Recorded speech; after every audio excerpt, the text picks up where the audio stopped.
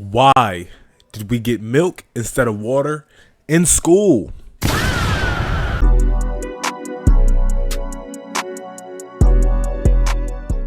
The $1,000,000 question that I don't even know the answer to. I never even questioned it. To me, I've always been a fan of milk. If you know me, you know I'm a huge lover of strawberry milk. I love all milk. Like, I was that kid who, you know what I'm saying, if I didn't have a bowl of cereal, we had no cereal in the house, we just had milk, I was drinking the milk. You know what I'm saying? Not vice versa, because dry ass cereal sucks. But I love milk. I have a deep love in my heart for milk. So let's get into the video. Let's see why we got milk instead of water in school. Let's see.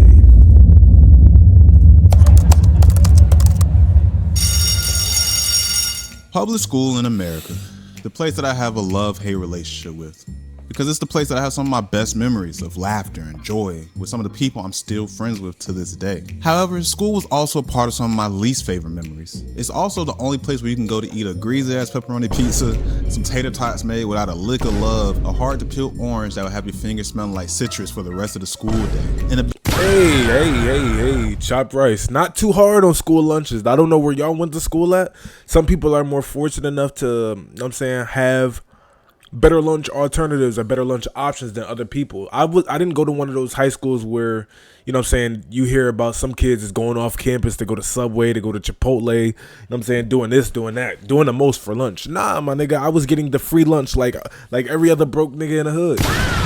That was just like my reality. It was.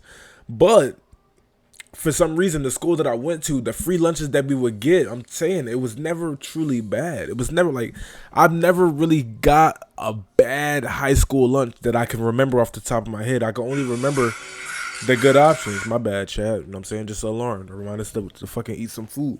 But yeah, like, I don't know too many bad options for school lunches because our lunches were always, they were edible, but not edible to the point where it's like, damn, if I don't eat this, my stomach's gonna be cramping until it's time for me to catch the cheese bus home.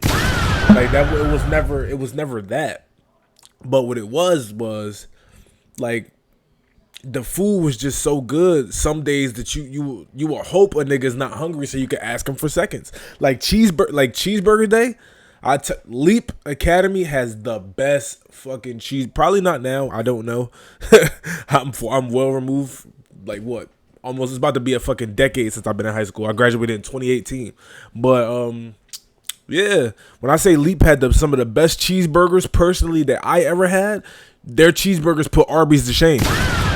Their cheeseburgers put Sonic's to shame. Their cheeseburgers put who else can I say? What's another low tier, low to mid tier fucking fast food place that make cheeseburgers that swear they good when in reality they not? I know y'all got one more. What's one more? We said Arby's. We said Sonic. What else? I can't think of another one. But if I remember, I'll let y'all know. Let's tap into the video. Let's go. The best part of it all is you get to wash all of that down with a carton of milk of your choice, choosing between white or chocolate milk. And that last part always confused me. Even when I was in school, I could never understand why the only drink choices was milk, especially when we could have just gotten water. Now that I'm older, I'm genuinely wondering, why the f was water never an option? That's not true, because I remember, right, milk was a staple on your lunch tray. You're going to get a milk, but they also gave you a fruit juice. You had a choice between an apple juice or a grape juice. Now, if you was at these luxurious schools, they probably gave you some other type of fruit alternative juices. But water was an option gang throughout the school. You ever stopped and had a fucking drink from the water fountain? That shit was like really bad. Like, I don't know what's worse, fucking school hallway water or gym water bottle, like the gym water fountain. I don't know which water is worse out of those two. But I'm saying they're on the same playing field. But I do recall us getting an option for fruit juices, gang. I really do. School lunches genuinely had us eating pizza with milk. What the f type combination is that? Wow. So it's all making sense now. Why them public school bathrooms used to smell like bounce that early in the morning. Yo, this is crazy. But one thing we can all agree on, if you're a public school baby, Fridays, when that pizza came out, if you had that first lunch, felt like you was eating Domino's. But see, it was either the pizza or the fucking cheeseburgers. I'm telling you. Like Like, I'd never seen it as a problem when I had a pizza with milk or a cheeseburger with milk. Gang, y'all are doing that right now at y'all big ass grown age. Like, when you go to Whataburger, you're getting a burger with a fucking strawberry milkshake. You're getting a vanilla milkshake. You're gonna get a fucking chocolate milkshake. When you go to restaurants, you're not just getting water. Let's be honest. Some people are. Like, mature adults like me, I'm getting water at 85% of the establishments I eat at. But that one time that I don't want water, I'm going to get some milk related product, relatively a milkshake. Like, it's nothing crazy about that. To me, it's not. Nigga, but chocolate milk to wash it down is insane work. White milk, switch. Milk Marie, she got a pretty called pink cause a nigga fell in love with it. She got a thing for me, I got a thing for her. Never ever let her get away from me. So in this video, we'll figure out why public schools in America only served us milk. And I'm just talking about public schools because private schools are not the same. I went to a private school for 1 year in high school, and lunchtime was completely different. Firstly, on an unrelated note, there was zero food fights. And if you attended a bad or overcrowded public school, you know that food fights is a common thing during lunch, where someone throws a milk carton in a sea of people, and then that makes some of them kids want to get some get back, and before you know it, it's a full-blown food fight, which is also a sign of how comfortable we have gotten in America with having so much food that we wasted on things like food fights, but I'm not going to get into that. But one of the reasons there is zero food fights at private school is because you have to pay for your food. And when I say pay for food, I'm not talking like how we used to have to pay for lunch at public schools where it was only $1 and some change depending on your city, or if you was on reduced lunch, it was just a couple coins. Nah, gang, you're paying for a meal. Like if we was to go out right now, hop in our car and go, like I said, go to Chipotle, and you paying fucking $12 to $20 for a fucking bowl, you're doing that every day for lunch at your private school. You know damn well not to be throwing that shit. I'm talking about when you go through the private school lunch line, you're paying real world prices, anywhere from about $8 to $12 a day for lunch depending on what you get, and more or less depending on what city you live in. So people are not gonna throw that food and waste their money, and you can get kicked out of private school, so most kids are on their best behavior. But private school also serve different types of food, usually higher quality than public schools because you're paying more. And this also translated into the drink options you have. So when I was at private school for that year, I don't remember them offering any milk. This doesn't mean they didn't, I just don't remember it because they had fountain drink machines for us. So you would just choose whatever drink you wanted like you would at a restaurant. And no one is choosing milk in that situation, even if they did offer it. But as I mentioned, private school had those options because parents are paying directly for those things and for the kids to go to those schools. And I use the words directly because public school is government funded, which means public schools have to follow the government rules and systems. But the government gets its money from taxes, which taxes are paid by the people, which includes the parents. So when you think about it, public school parents are still technically paying for their kids' school in a roundabout way, just not as direct as paying for private school tuition and lunchtime with real world prices. Because public schools get 40 to 60% of their overall funding from property tax. That is why public schools on wealthier sides of towns are nicer compared to public schools on poorer sides of towns. It's because wealthier neighborhoods have houses that have higher property values, which means they're getting taxed more on that property tax, which equals more tax revenue, which equals more funding. And on the flip side, poor neighborhoods a lot of times have houses that doesn't have as much value to them. So that means they're getting taxed less on the property value, which then means less funding to that public school. And I mentioned 40 to 60%. The rest of that public school funding to get to that 100% comes from state funding, which the state gets their money from taxes as well, like income tax and sales tax, and they distribute that funding in the same way where rich neighborhoods get more and poor neighborhoods get less. But that's beside the point, because whether it's a rich public school or a poor public school, the students are still being served milk. So that still begs the question, out of all the possible drink options we could have had with lunch, why was milk the government's choice? And to understand this, we need to go back to America in the 1940s.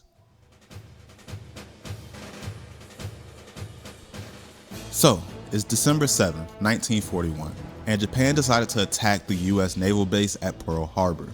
And the next day, America declared war on Japan, making this the official date America entered World War II.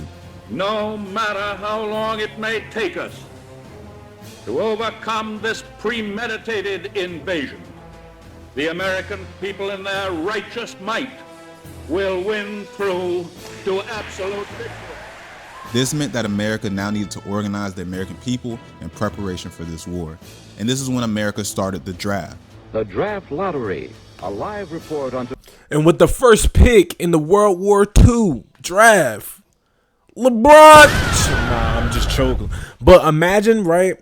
This is just a little sidebar, but just imagine being just like a, you know what I'm saying, your everyday hardworking man back then. You know what I'm saying? You got a family, you got a wife, you got 2 kids.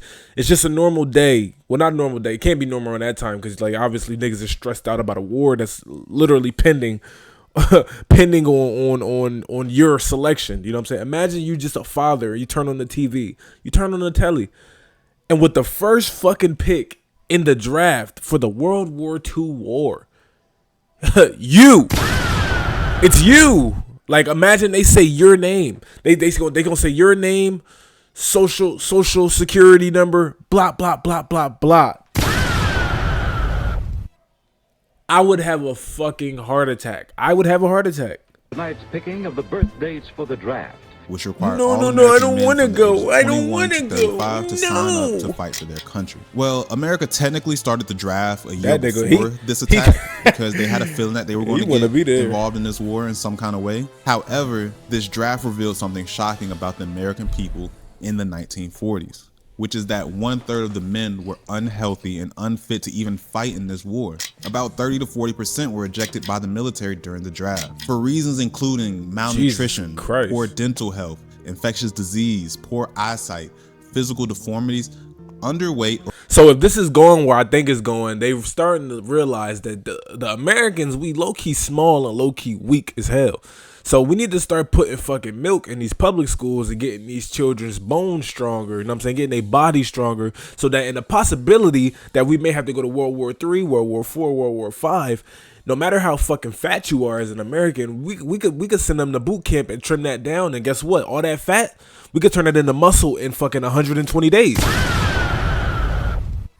I'm starting to see the play now. Let's go. Underdeveloped body. They were basically Steve Rogers before getting the super soldier serum. And on a side note, this is loosely what the comic book Captain America was based off of, because that comic was based around this time in the 1940s. And Steve Rogers was an example of this underweight, malnutritious body that was unfit for war. And so he had to take a super soldier serum that ended up turning him into Captain America. But in the real world, these problems were widespread, popularly among poor and rural populations. And the reason for this was because many of these men grew up during the Great Depression, which was from 1929 to about 1939. And during this period, unemployment reached about 25% of Americans. Many families struggled to buy enough food. Diets lacked important nutrients like calcium, protein, and vitamins. And children often ate diets heavy in bread, potatoes, cheap grains, and limited meat or dairy options. Those diets could lead to stunted growth and weaker physical developments. So when America started drafting soldiers and realizing a large portion of their population wasn't physically qualified for war, it became a national security issue. Because if that trend continued, it meant America could end up with a population too weak to defend the country. So I wonder if it's like because he said it became a national emergency issue or whatever, that pretty much half our population was too weak to fight. We weren't strong enough. We weren't built enough to fucking to stay in fighting shape for a war. So in today's big 2026, and I say big 2026 because a lot of America's population is we're pushing obesity if we're not already there. You know what I'm saying? We're overweight. We're not as active as the world probably likes to portray that we are. So when does it become a national emergency that all these fat ass people who are, you know what I'm saying, DoorDashing every other fucking night are not in shape for when fucking what's going on right now with Iran or whatever, when we need to send some fucking people over there, some just regular pedestrians in a draft? What's gonna happen? What is happening then? Where is the national emergency at now? And in a world where nations compete for military power and global influence, that can cause the United States to struggle or even fall behind other countries. Therefore, this triggered major changes in public health thinking. Essentially, the government honestly could care less about the American people's health prior to this moment in time, Basically, it was their realization how it could start affecting America's power and influence on the world.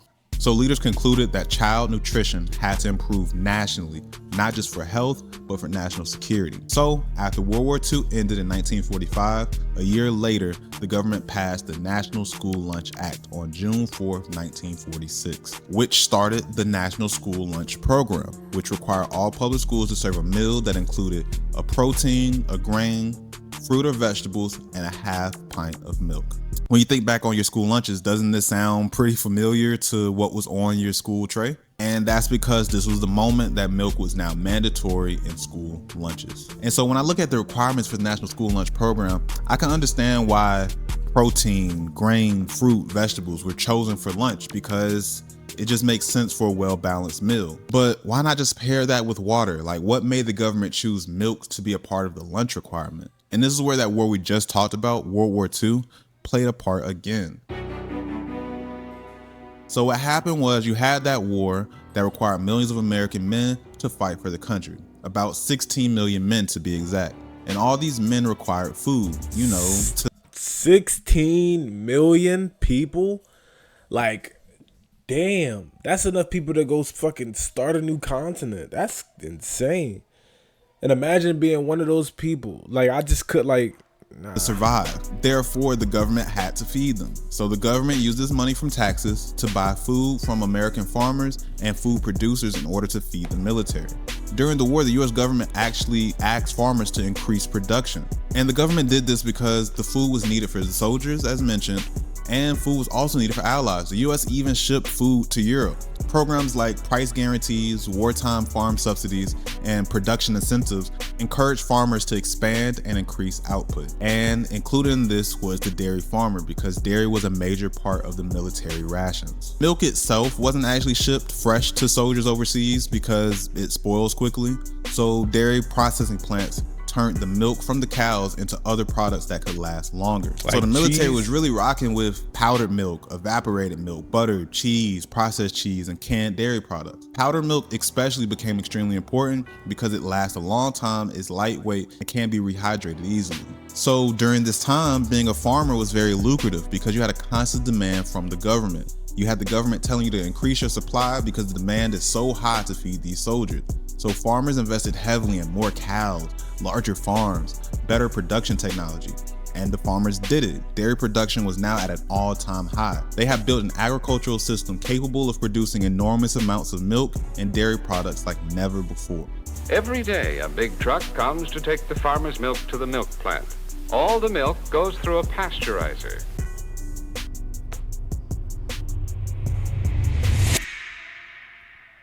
But then the war ended, so that military demand essentially collapsed overnight. But that dairy production was still very high because farmers had already expanded. Cows were still producing milk, infrastructure had been built.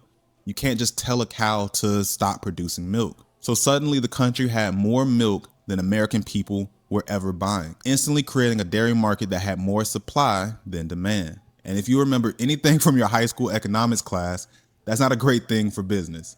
That situation worried policymakers because falling farm prices could collapse rural economies. And rural America was a huge part of the economy during this time. In the early 1900s and 1940s, a large percentage of Americans lived in rural areas. More specifically, roughly 40 to 60% of Americans. That means about 50 to 60 million people were living in farming or rural communities. So when farms failed, it doesn't just affect farmers. It affects feed suppliers, equipment manufacturers, trucking, food processing, rural banks, and the small town as a whole. So when farm prices crashed, the entire regions collapsed economically.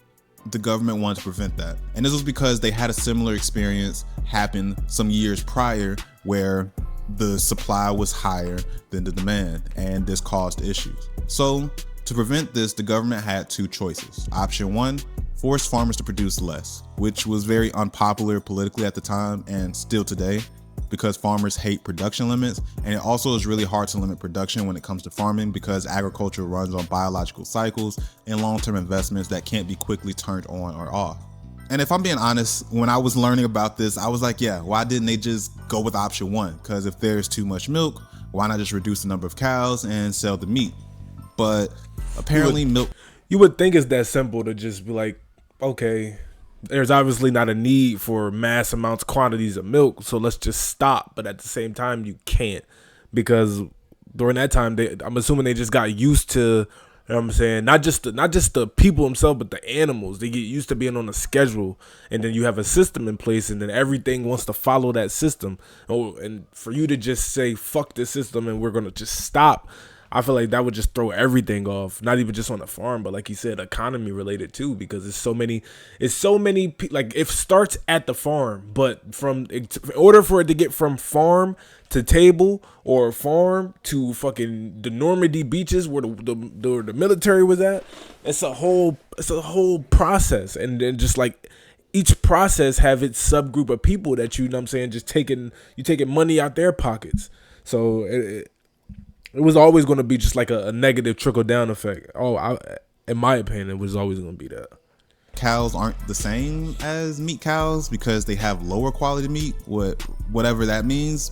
But you also can't sell them for as much because of that low quality meat, which kills the margins or whatever. And getting a bunch of dairy farmers to just delete their cows and sell the meat would also just fuck up the beef farmers' economics.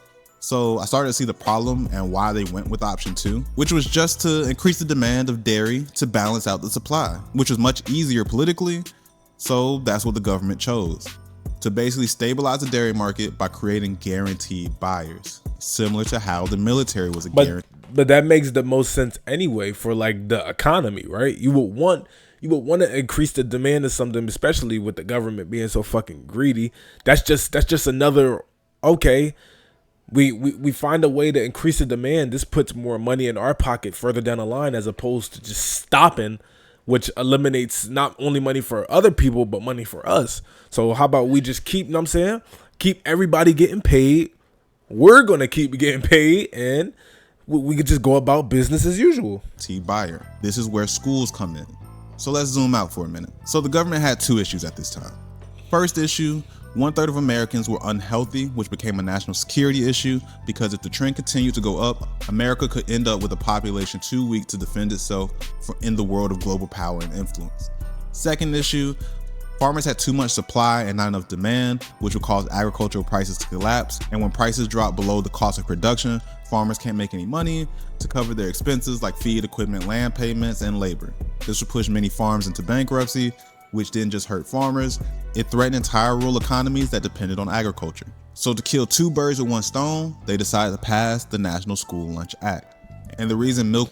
I don't know if it's just me, but I don't even think that hurts the farmers. It hurts the farmers in terms of revenue, but at the same time, the farmers who own the farms, they have the animals. You know what I'm saying? If the economy was to collapse, if the world was to collapse, gang, we're good. You know what I'm saying? It's just fucking up the money that it's bringing in. But if money didn't matter, I still have the milk. I still have the meat. I still have the chickens. Everything that my farm consists. And plus, I can sell the fancy equipment that we use to fucking get mass quantities of milk out and just go back to the hand. I just go back to jerking that motherfucker. I could just go back to jerking it. I don't need this fancy equipment. I could sell that shit. So I don't think this affected the farmers, but if their place in society, their place in bringing in money, their place in running it like a business, yeah, that impacts it.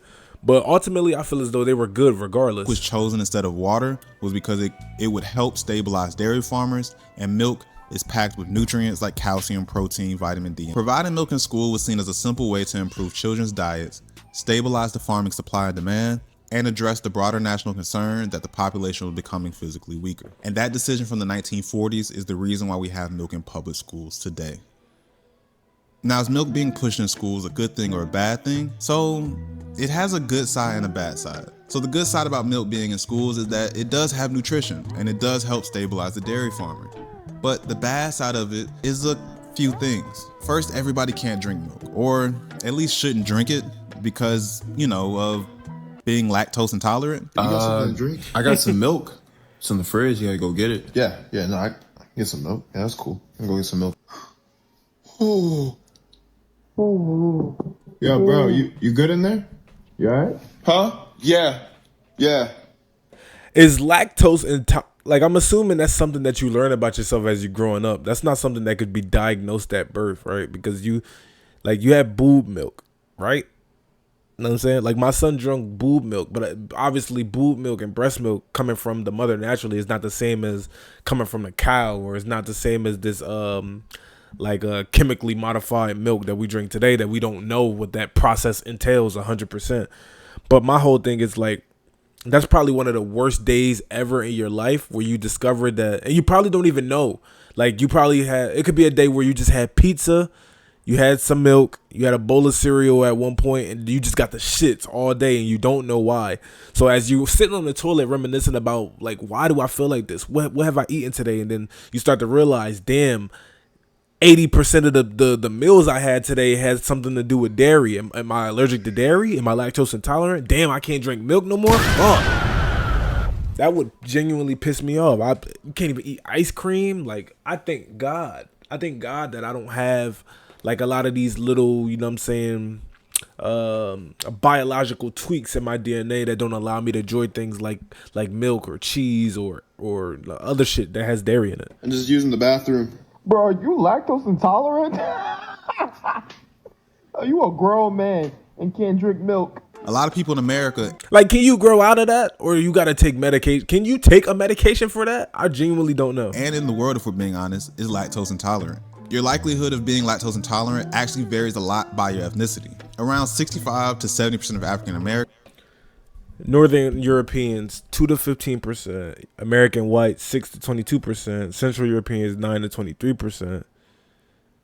Wait, so you're telling me that 60 to 80% of black people are lactose intolerant?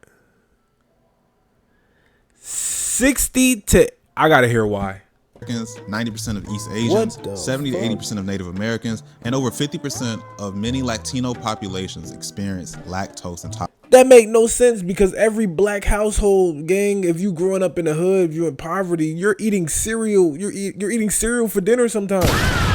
Like you're like more likely than not, you're going to be eating something that involves milk, because like, I don't know how y'all make y'all fucking pastas and shit on the stove or y'all Alfredos, but I put the, not just the pasta, but you got to put the cheese, you got to put the milk, because it thickens the, like, you know what I'm saying? Do y'all niggas cook? Because a lot of the things that you cook, if you add milk, it just adds a thicker consistency that makes it taste better. So it's just hard for me to believe that I've been in a lot of black households, and a lot of these people are eating and consuming milk, and I don't know that many black people that are lactose intolerant. I don't know that many people in general that are lactose intolerant. So 60 to 80% where? I don't understand.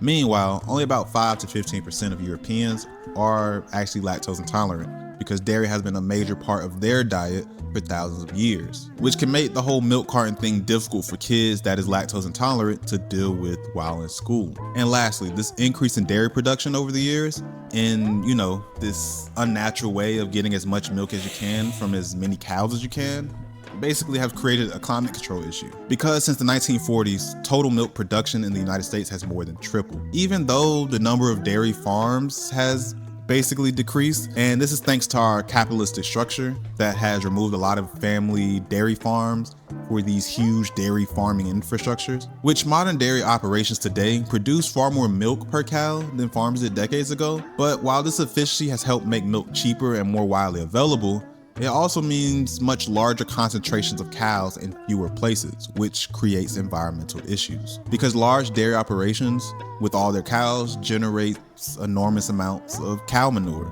that can pollute waterways and soil if not properly managed. And dairy cows produce methane, a powerful greenhouse gas. And methane is important because it traps heat. So when industries like large-scale dairy farming produce a lot of methane, it can contribute to global warming and climate change. And you know, global warming matters because when the climate changes, it affects almost everything we depend on, like our food systems, weather patterns, coastlines, and ecosystems. You know how like when wintertime comes and it feels colder than you remember, or where I'm at in the South, summers just feel way more hot than it was than I remember being a kid. It's a reason for this. It's because climate is changing. And when climate shifts too quickly, it can disrupt those systems and create issues for both animals, nature, and even us. Just as simple as us not wanting to go outside when it's too hot. But with all that being said, this video had me down a bunch of different rabbit holes because I started off just curious about why schools gave us milk and ended up learning about farming economics, policies, and World War II. And seeing how all those things connect, it changed my thought. Like, cause I originally thought the reason milk was pushed in school was just because of lobbying efforts by dairy organizations. And if you're unaware of what lobbying is, or maybe it's just like one of them things that just makes sense.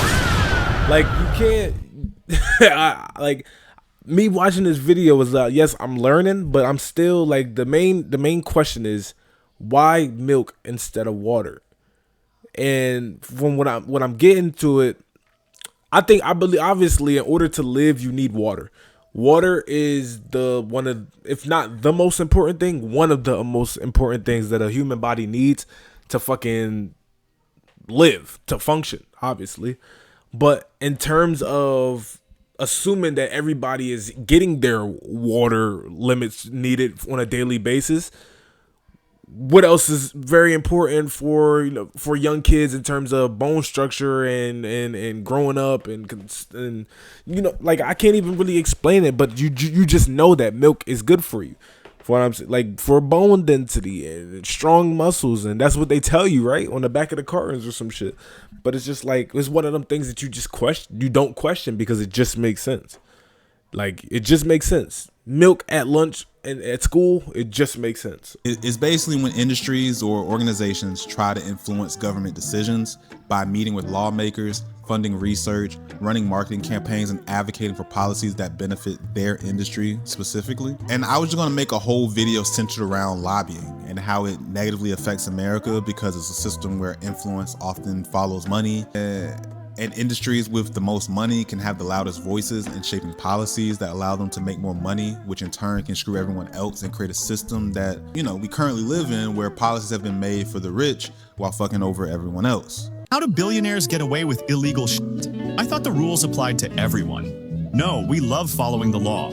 The government just makes it legal for us. What? Yeah. Let's say you own a factory with working conditions. And by I mean illegal. If you also start paying minimum wage, a few of them are going to get pissed off and start protesting. What happens then? Now, if you're a company like Boeing, there's easier ways to take care of it. But if you're not, that's when you start lobbying. What's that? Okay, look, if a few politicians hear about the protests, they'll start creating new laws. These laws will increase salaries and give better conditions to the workers. It's good for them, but bad for me. What do you do then? I just need to find my people. What? Yeah, that's the beauty of Congress. If there are politicians that support the law, there are always going to be politicians that don't. Those are my people. Just start donating money to them till they're large enough to control other politicians. I'll keep doing this so that more and more people start joining my side until I get the majority support. Isn't that bribing? Oh no, it's just donating. But this way, the law gets blocked and I don't need to use any Boeing methods to take care of my problem. It's all legal. How does the government allow this? Well, as long as they get paid, no one gives a shit. This is perfect, since we can create new laws as well. What? It's simple. If money can convince Congress to stop a law, it can convince them to create one as well. If taxes get too high, we can change that. If regulations get too strict, we can change that. If salaries start increasing, guess what? We can change that. What do you mean by we? Well, it's not just me. If I can lower taxes, other companies benefit from it too. This is why they form alliances. I'm not gonna lie, just losing the plot because I don't see what this got to do with milk. It's all fucked up in theory, but my personal opinion on the matter is milk is one of those things where I think it's important. I believe the world thinks it's important. If it wasn't important, then it wouldn't be a thing. You know what I'm saying? It wouldn't be systems literally set up in place in order for, like they said, mass quantities to be produced and to be sold and to be distributed across the entire world. Milk is one of those things. And plus, it's a cultural thing for a kid that is coming up in school to experience the traditional American school lunch. You know what I'm saying? If you're fortunate enough and you're not one of those preppy private school kids, you know what I'm saying, get you a public school lunch, get you that cheese pizza, get you that cheeseburger with a side of milk, and get you an apple juice or get you a grape juice. And there's water in the school. You know what I'm saying? There's water throughout the school. I'm pretty sure at any point throughout the day, you can raise your hand and say, can I go to the bathroom? And on your way to the bathrooms, there's going to be a water fountain that you can drink from. It's going to taste like shit. It's gonna taste like that gym water fountain. They both taste shitty, but at the same time, it is what it is. It's your boy Rushmore Rick. If you liked the video, leave a like on the video, comment, subscribe. We out of here. Thank you for watching. Peace.